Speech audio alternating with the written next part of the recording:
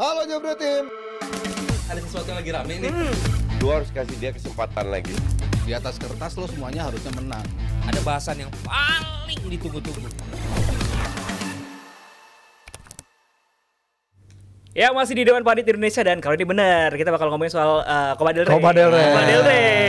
Di mana final ulangan Copa del Rey tahun 2014 bakal terulang, di mana itu ada momen ikonik si Gareth Bale yang lari tuh sampai luar garis tuh sampai dijadiin sampai itu jadi udah 11 tahun yang lalu ya. Wow. Buset, lama banget ya. Setahun Iya, Bartra. iya. Tadi kayak kelinci ya. Gua Makanya makanya itu kelinci. langsung Masih iklan SD kacang gua. masuk ya. Bener. Wow, SD Mas Firdi. enggak. Mas Firdi zaman SD katanya. Wah. Kita SD bener. Iya, gue SMP masih oke lah, kalau di SD sih agak bingung ya. Coba kerja di Kompas kayak udah lebih dari umur saya gitu ya. Oke Mas, dan juga Rizal. Oi. Waktu itu memang pelatihnya Ancelotti juga, Ancelotti. ya kan. Tapi situasi saat ini jauh berbeda dari saat itu. Kalau kata Abrar di skrip ini ya. Ada yang ngebuat ya yang paling besar, maksud gua kena mentalnya Madrid itu Mas, dan juga Jal adalah kemarin. Ya. Tidak bisa menahan tendangan hokinya Declan Rice. Kalau kata orang-orang, hoki. kalau kata orang-orang, kata Berlindung haters, lagi. Kata Bang Abrar, Hater. Enggak, soalnya ada fans Enggak ada Chelsea. yang bilang Fans Chelsea ada yang bilang itu gol hoki fans Chelsea. Wah. Ada yang bikin konten fans Chelsea ngomong kayak gitu. Aduh. Gua hanya mengutip. Kalau nggak percaya cari di TikTok sama YouTube lu cari. lu aman. Aing tanya. Abrar tiba-tiba keluar suaranya ya kalau ngomongin Arsenal ya. Tapi Declan Rice kalau gue pribadi sebagai fans MU top. Top class. Iya, untuk Top di class. dua yang di leg kedua jadi man of the match juga top. Nih Brar ya, gue sapuin Brar. Gue bukan haters anjing, gue seneng juga kalau Arsenal bisa lolos final UCL ya. Oke, kita ngomongin soal katanya ada kabar pemecatan Ancelotti nih Mas. Bakal seberpengaruh itu nggak untuk the rest of the season? Ya ini kabar udah lama ya sebenarnya ya, karena emang Tapi semakin kabarnya ke udah blow up dikasih ya? dia dikasih target untuk at least menangin satu trofi. At least banget. Walaupun emang kekalahan lawan Arsenal tuh menurut gue udah damaging banget. Maksudnya bukan hanya soal skor ya, tapi ya lu kalah di Bernabeu dengan segala hype yang ada, tim lo performnya kayak gitu, 2 pertandingan completely outplayed, lo ada punya 4 pemain kelas dunia yang nggak bisa main sebagai kolektif gitu. Dia bingung, padahal kemarin musim lalu udah tepat banget segalanya. Tapi ya ini kan tanggung jawab di Madrid ya. Lo punya kayak misalnya lo kemarin udah punya triangle yang bagus banget, Bellingham, Vini, Rodrigo. Tapi Perez pingin ada Mbappe di sana. Ya lu sebagai pelatih ya udah jalanin aja, emang bos gua maunya kayak gitu. Tapi dia nggak bisa. Nah itu dia yang Handle bikin ego pemain-pemain bintang ini, antara Mas. handle ego atau membuat mereka harus kerja satu sama lain gitu. Yang ini ya ego pasti ego. Kita tahu Luis Enrique kan di PSG pernah ada videonya tuh yang viral soal dia bagaimana minta Mbappe kayak gini. Sebagus-bagusnya Mbappe emang ada banyak aspek permainan dia yang harus dibenahi gitu. Betul. Nah, kalau misalnya dia sendirian jadi super bintang dengan 10 pemain lain, mungkin 10 yang lain bisa sedikit nutupin. Tapi kalau lu ada 4 pemain sekaliber yang sama, susah gitu. Dan di sini ya ketertarikan CBF, Federasinya Brazil terhadap Ancelotti akhirnya meningkat lagi. Gosip soal siapa pelatihnya berikutnya juga ada, walaupun Ancelotti kontraknya masih 2026 ya. Nama-nama kayak Jurgen Klopp bahkan sekarang diapungkan lagi. Xabi Alonso karena CEO-nya Leverkusen nih udah minta ke Xabi untuk lu tentuin pilihan. Karena mereka tuh ada gentleman's agreement antara Mau kemana nih Leverkusen selanjutnya dan, nih ya. kalau salah satu dari 2 mantan klubnya yang minta, either itu Liverpool atau Real Madrid, Leverkusen nggak akan menghalangi. Leverkusen akan memberi. Itu dia udah dikasih hal yang sama, tapi musim lalu dia memilih stay. Nah musim ini diminta, tapi ada tenggatnya nih dalam 3 minggu ke depan, dan ini semua akan berkaitan dengan keputusan Perez terhadap Ancelotti juga. Ini akan berpengaruh pasti. Peluang ganti pasti. Kalau kata media-media Spanyol dan juga Atletik yang meliput si Real Madrid, hampir pasti dia Bener Gi, dengan laga terakhirnya kayaknya final Copa del Bisa Rey jadi ya, bisa jadi. final Copa del Rey. Bisa jadi game Mungkin. terakhir mereka dan emang segala sesuatu yang bagi Madrid musim ini menjadi kacau ya, istilahnya kayak begitu. Walaupun gue nggak mau simplifikasi masalah mereka hanya karena nggak ada Cruz doang. Gue nggak mau ke arah sana gitu karena musim ini nggak ada Cruz, kalah 3-0 dari Arsenal. Iya. 2 musim lalu status mereka juga juara bertahan, kalahnya 4-0 dari City. Dan menurut gue waktu itu ada Cruz, kalahnya 4-0 juga tuh. Dan menurut gue terlalu simplifikasi Apa masalah permasalahan banget kalau- utamanya menurut lo? Bukan sesimpel itu tapi apa? Menurut gue investment sih lagi-lagi ya. Bukan Terutama as a teamwork. teamwork pasti berpengaruh, tapi investment lini belakang menurut gue yang lebih gue sorot ketimbang Oke. di lini depan karena Oke. kapan terakhir Madrid tuh keluar duit buat datengin back tengah gitu. Itu Gratisan dijauh semua ya, banget. ternyata. Tapi mungkin mereka udah ngerasa cukup. Gratis-gratis tapi Iya. udah bagus. Pakai Alaba kan. Alaba udah walaupun satu left back tapi dia mau dimaininnya CB sebagai juga, right back, iya. dan dia punya riwayat cedera yang cukup mengkhawatirkan. Dan menurut gue kebiasaan dari Madrid akhirnya nggak datengin pemain belakang dan Ancelotti harus ngotak-ngatik pemain Tchouaméni, pemain gelandang bertahan kebanyakan main Ke sebagai belakang. di belakang. Valverde mundur. Dimainin juga ke bek kanan. Kamavinga gelandang juga dimainin ke bek kiri juga. Ya. Menurut gue itu merusak secara kolektif menurut gue. Kalau dilakuin 1 game, 2 game dalam periode sebulan mungkin masih oke. Tapi kalau sepanjang musim solusi lu begitu-begitu terus, menurut gue runtuh juga akhirnya kolektivitas tersebut. Dan menurut gue itu yang terjadi di Madrid dan hadirnya Mbappe as a unit belum ketemu secara unit ya. Kalau Iya. secara individu Mbappe musim ini udah bagus banget secara individu walaupun startnya buruk ya. Tapi setelah itu bagus. Tapi kalau diperhatiin angka Vinicius pun kalau di-compare sama musim lalu menurun angka Iya. golnya. Rodrigo pun juga demikian dan yang paling kelihatan ya Bellingham. Angkanya paling menurun paling drastis menurut gue dibandingkan musim lalu. Jadi dua faktor itu sih. Investment yang menurut gue kurang perhatian ke beberapa lini dan juga faktor as a unitnya nggak bisa di-handle. Oke, sama Ancelotti. investment. Kalau kita ngomongin investment, memang kalau tim sebesar Real Madrid gitu ya, Jal dan juga Mas Firzi, memang pasti mereka akan mencari nama-nama bintang gitu. Cuma dengan kondisi sekarang, oke, udah nih pemain bintang gue yang depan semua. Pemain lini belakang kayaknya masih dipirit-pirit. Iya. Gue pengen nanya kalau lo berdua sekarang Madrid itu youth akademinya, lo ada any thoughts nggak dari youth akademinya Madrid? Bisa nggak Raul naik Asensio, gitu? Asensio. Raul Asensio kan Selain dari dia, La, ya. La Fabrica Subur kan masih bisa, masih ada. Tapi kan kita tahu mereka ada pemain akademi bagus, Nico Paz dilepas ke Como. Sekarang kan main bagus banget tuh di Serie A, gol asisnya untuk pemain berusia 20 tahun itu kayaknya yang tertinggi kedua sejak Januari di bawah Lamine Yamal. Dan mereka punya buyback clause lagi, dijual emang harga 6 juta doang, terus habis itu Como ngambil, tapi mereka masih punya ada buyback clause itu dan juga ada klausul lain dari 50% sell on apa-apa. Dan itu mereka dia bisa aja balik ke Real Madrid, tapi kan main buat Real Madrid ya beda ya. Iya. Enggak semua orang bisa. Jadi emang seperti yang terjadi beberapa pemain terakhir ya biasa mereka keluar dulu ke klub lain baru habis itu kembali lagi. Nah, ya ada Güler kita tahu pemain bagus dari tahu dari timnas Turki ya terutama ya di Euro juga dia tampilnya oke walaupun nggak eksepsional banget, tapi dia datang ke Madrid itu kabarnya dia terlalu skinny terus habis itu dia cedera sehingga dia harus pulih dari cedera, dia harus memaksimalkan posturnya dia, fisiknya dia juga harus ditambah. Cuman ya mengkhawatirkan rebuildingnya karena lu sekarang masih mainin sebagus-bagusnya Luka Modric ya. Sebagus-bagusnya dia tapi 39 tahun masa masih main di lini tengah Real Madrid. Squad buildingnya gimana, perencanaan ke masa depannya gimana, apa mata Perez itu terlalu fokus ke Mbappe dalam 2 musim terakhir sejak dia nawarin tawaran berapa tuh 200 juta ya sempat. Sejak itu kan semua pembicaraan Mbappe, tapi ada banyak kropos-kropos kecil lain yang nggak dia tambal. Ditambah juga dengan cedera-cederanya. Dani Ceballos lagi bagus-bagusnya, terus juga cedera Carvajal cedera. Makanya ya dia rebuildingnya ini yang harus seperti apa ke depannya. Tren sampai hari ini udah ada kepastian belum? 50-50 Masih ya. 50-50 Stay lah. Tapi kayak kalau misalnya salah belum ngepost tuh, itu berarti Akhirnya ngepost. Tapi Rabu postnya. Oh, Rabu. 3 hari. Oh, berarti dia ini Ngepost dulu. apaan? Boy lo gimana, Biasa kalau Boy? pemain ngegolin di post sama dia Iya. selfie gitu. Oh gitu. Tapi tren musim ini belum pernah dapet. Belum pernah dapet. Akhirnya posting. Di-posting kemarin. Boy lo pindah enggak?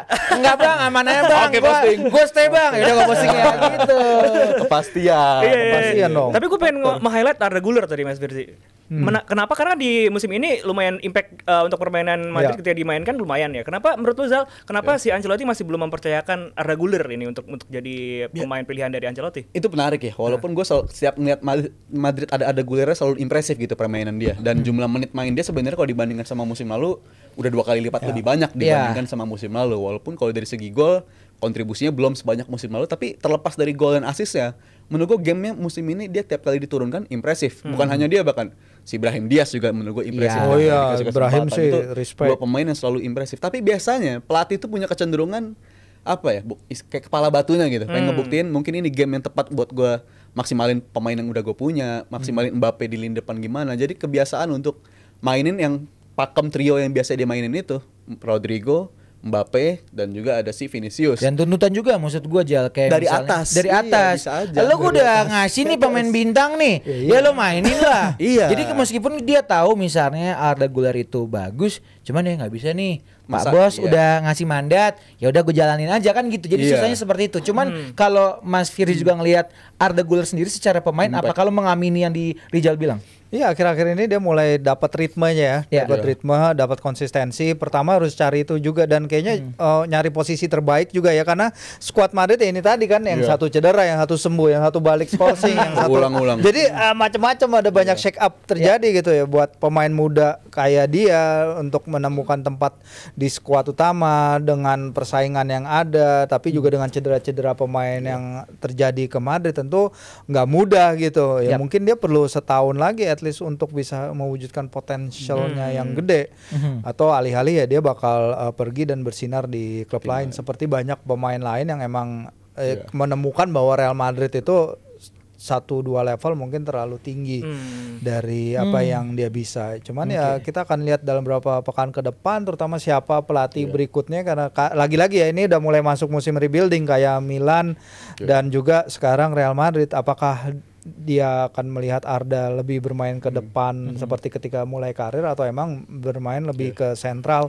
seperti apa yang dicoba dalam beberapa laga terakhir. Nah ini kan yang akan menarik juga, apakah itu Alonso, apakah itu Klopp, dan terus nggak mungkin Zidane masih nungguin temennya pensiun dulu dari timnas Prancis, nggak mau pensiun. Dan ingat Real Madrid akan main di Club World Cup ya, jadi persiapan itu kan pertandingan yang nggak penting ya Mas menurut lo Mas ya? Diglorifikasi. Diglorifikasi. Tapi karena kita dekat dengan FIFA jadi penting ini. Oh bikin akademi sekarang ya? Akademi. Oh iya ada, itu ntar aja ya. Itu ntar aja ya. Karena Gülernya gue setuju tuh, karena Ancelotti juga preskon setelah pertandingan yang 1-0 kemarin dia bilang bisa jadi masa depannya si Arda Güler ini bukan lagi sebagai winger gitu. Bisa jadi posisi dia di masa depan adalah sebagai gelandang, karena belakangan juga Ancelotti walaupun 4-4-2 udah sering dia coba sebelum-sebelumnya, tapi dia kayaknya di 2 pertandingan terakhir lebih suka pakai 4-4-2 lagi ya, yang mana menempatkan Brahim Diaz sama si Güler bahkan start bersamaan gitu. Sesuatu yang akhirnya dicoba juga sama dia, dan menurut gue bisa jadi masa depan dia udah bukan lagi sebagai winger, tapi dia bisa mengembangkan diri dia sebagai midfielder, karena dia punya sesuatu untuk main di posisi itu menurut gue. Kreativitas dia punya, passing range juga dia punya, dan menurut gue kalau dia udah ningkatin ke produktivitas gol, menurut gue bakal jadi poin plus lagi bagi Arda Güler itu. Itu dia. Dan nanti di weekend bakal ketemu Barcelona di tengah banyak isu dan juga masalahnya, di mana di musim ini Madrid selalu kalah dengan Barcelona dan kalahnya telak. Faktor apa yang bisa membuat Madrid ini apa ya istilahnya ya, ngasih perlawanan lebih lah ke Barcelona di weekend ini? Pemain bintang harus turunkan egonya. Menurut di final langsung ya. Iya. Final harus benar-benar bisa bermain kolektif mungkin ya. Anjay. Apalagi kalau ngomongin soal ya 2 nama ini yang Abrar coba untuk nanti akan ngasih lihat video-video atau foto-foto foto adalah ada Vini dan juga Mbappe. Sebenarnya 2 pemain ini yang kan Mas Rizky lihat, Vini seperti itu, Mbappe seperti itu. Tapi sebenarnya kalau kita ngomongin ya porsi egonya tuh pasti Mbappe lebih besar lah. Cuman kalau lo berdua punya mungkin pandangan lain soal 2 pemain ini gimana? Kalau gua sih ngeliat kalau sekarang ya, kalau lihat sepanjang musim ini jalan, susah ngelihat ke depannya long term mereka bisa main bareng ya, karena pertama posisi mereka sebenarnya numpuk.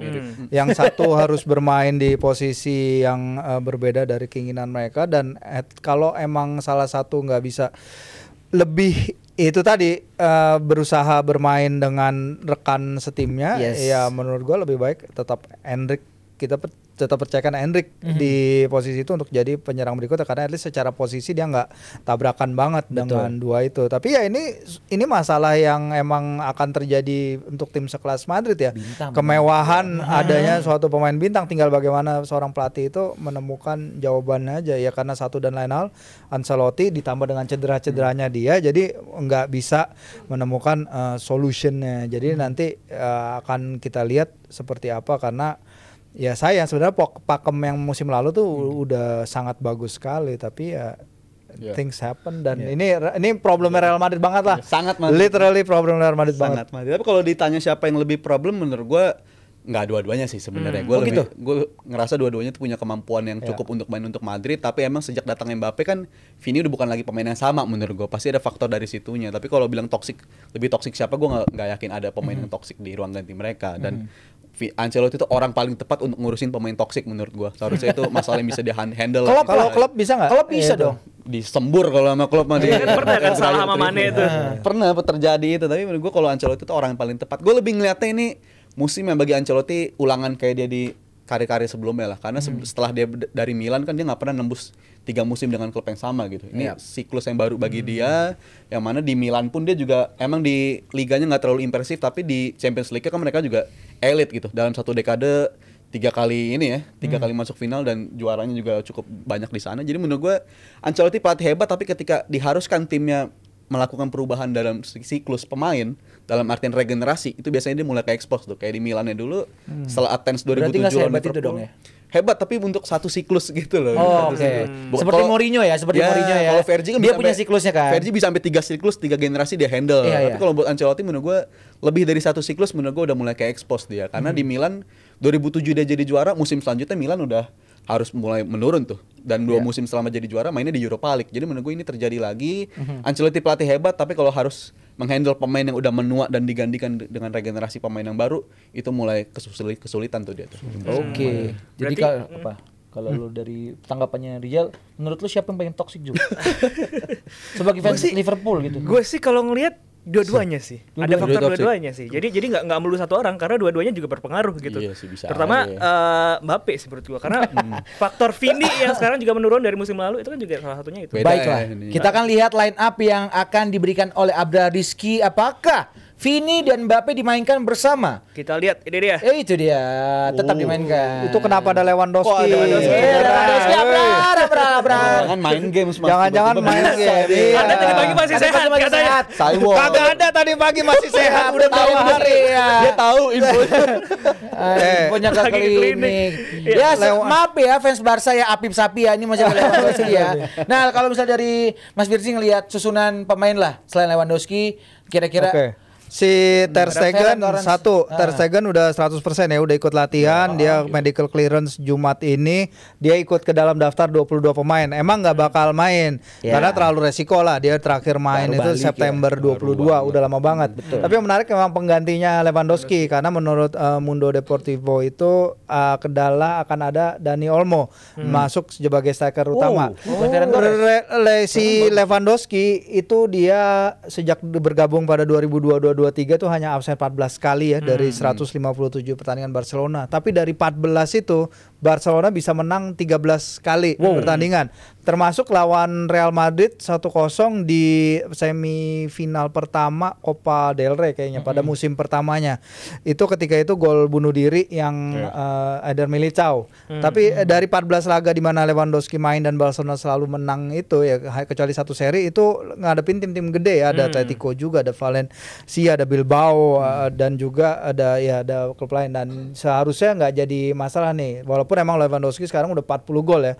Tapi kita lihat Ferran, Dani Olmo sumbangan golnya itu sangat berperan banget pada musim ini di tengah absennya Lewandowski. Kalau menurut lu Zal, di posisi Lewandowski siapa yang cocok untuk menggantikannya? Apakah tadi Dani Olmo atau Ferran Torres yang udah 5 gol sekarang ya? Ferran kok di Copa del Rey. Waktu kita kapan terakhir yang siaran tuh yang Ferran Torres bikin gol? Iya, itu di semifinalnya itu dia kalau nggak salah, di semifinal Atletico dia juga selalu bisa berbicara banyak. Emang kalau di Copa del Rey sebenarnya Gue prefer Lewandowski fit atau nggak fit sekalipun ngasih reward ke dia lah, karena Yeah. dia reward paling gol terbanyak juga yang nganterin Barca ada di titik ini tuh dia juga. Jadi menurut gue lebih condong kalau gue Ferran Torres. Ferran Torres sih. depan, belakangnya Dani Olmo. Belakangnya Dani Olmo, iya Oh, itu bisa oke, jadi solusi oke. itu. Tetap aja bikin situasi kayak begitu, dan Gavi kayaknya kalau jadi starter menurut gue belum sih ya, masih bukan Gavi yang cukup kualitasnya untuk itu, karena Frenkie de Jong menurut gue masih pilihan paling bagus Yes. untuk di Barca saat ini untuk partneran sama si Pedri. Mungkin yang bikin khawatir ya back kirinya Barcelona aja sih. Ya Gerard mungkin Martin iya. gitu ya. Ya mungkin Ya, kalau misalnya Balde. ini si Abrar tuh bikinnya lawan Madrid doang gitu kan. Jadi bisa rotasi gitu ya. Gitu ya Brar. Ngomong lagi dong Brar. Tadi Arsenal lu tiba-tiba keluar suara lu anjir. Ya udah. Mas Virgi ngelihat Madridnya sendiri nih dengan sekompleks itu permasalahan yang lagi di tim internal mereka. Ya, Seperti apa? ada ini ya kalau kita lihat emang siapa yang bermain di mana juga bisa Masaknya berubah-ubah seperti terus apa? lah. Bisa berubah terus apalagi dengan pemain-pemain yang bisa main di lebih dari 2 posisi. Tapi ya kalau si Ancelotti sih perlu trofi ini ya. Menurut gue lebih perlu trofi ini ketimbang Hansi. Dan Ancelotti biar seperti apapun masa depannya ya akan lebih baik baginya meninggalkan Real Madrid setelah apa yang dia lakukan musim lalu juga untuk tetap membawa pulang at least 1 piala ke tujuan dia berikutnya. Dan ya tim ini seharusnya di atas kertas bisa menyaingi, tapi ya kita nggak pernah tahu. Dan ini sih Iya. update si Ancelotti terakhir kemarin preskon, Alaba kayaknya doubtful tuh dia. Iya. Tuh, agak diragukan, dan mungkin Si Fran Fran Garcia Garcia bakal ya. jadi solusi untuk Fran main di Garcia. sana. Tapi tetap aja menurut gue Alaba atau Fran Garcia pun juga musim ini sejak di paruh musim kedua kalau dicoba juga nggak ada yang, kalau ditanya mending siapa nggak ada Nggak ada yang jawabannya mending. tuh menurut gue untuk dua pemain tersebut. Jadi masalah akan tetap ada. Tapi ya itu kalau dibuktikan di musim ini, kalau lu bisa deal with 3 pemain depan di Barcelona, lu bisa punya peluang untuk di situ. Dan kuatnya Barcelona kan memang mereka punya defensive line yang tinggi ya, dan itu biasanya tim-tim udah mulai expose. Tapi kalau untuk Barcelona, ketika berhadapan dengan striker-striker yang mobile, justru mereka punya solusinya. Mereka tuh musim ini kebanyakan kebobolan itu dari tipe-tipe striker yang jangkung, macam Budimir pernah 2 gol ke mereka, Mirasi hat-trick ke mereka, habis itu Borja Iglesias hat-trick Yes, ke mereka. kemarin Jadi terakhir ya. tipe-tipe striker yang begitu justru merepotkan. Tapi Bukan kalau yang untuk- punya pace bukan yang punya cepet speed, ya, ya. nyaman megang bola, justru mereka punya sesuatu untuk bisa ngadepin mereka. Wout Jadi Weghorst harusnya main. Wow, solusi. Waduh, Burnley ya. Solusi Solusi buat ya. Barcelona. Sekuat MU final FA Cup menang lawan Newcastle itu ya. Ya udah, jadi buat fans Madrid, fans Barca, boleh dong kasih tahu prediksi lu kira-kira yang menang siapa. Meskipun di atas kertas, di atas obrolan kita malam hari ini memang sepertinya Madrid terseok-seok. Iya. Jadi menurut lu pada Barca lebih diunggulkan? Bisa jadi. Madrid. Setuju? Madrid. Gua. Oh, lu Madrid. Madrid gua. Madrid versi final. Tadi ngomongnya Madrid gini-gini tuh ujung-ujungnya Madrid bisa ya. Bukan pertama kalinya Madrid tuh datang ke pertandingan kondisi sulit, tapi mereka kalau udah final Asai. punya Ayo lawan Arsenal gimana? Itu Abrar ngomong gue. setter. Brar, bagian dia ngomong haters dong sekarang, jangan ke gua doang. Madrid bisa. Madrid Kualitas bisa. individu satu-satunya harapan Madrid buat ngatasin Barcelona. Itu. Mas Firzi, prediksi. Barca kali. Oh iya, Barca Barca. sih, ya. Bang Oke. Arda, prediksi. Gua mah Nggak mau jawab nih kayaknya. Barcelona, gua Barcelona. Lihat bagaimana progres mereka sampai di musim ini dari yang ketinggalan Iya. Madrid di La Liga sampai sekarang bisa sejauh Balik ini sih lagi. menurut gua Hansi one of the best untuk di musim ini. Oke, Gitu. kita lihat aja apakah nanti Real Madrid akan memberikan kejutan atau mungkin si Rafinha dan kawan-kawan akan berhasil melibas Real Madrid lagi dan lagi. Yes. Akan kembali saat lagi, dan jangan lupa untuk saksikan KPI di akhir pekan nanti. Halo Jebret Tim. Ada sesuatu yang lagi rame nih.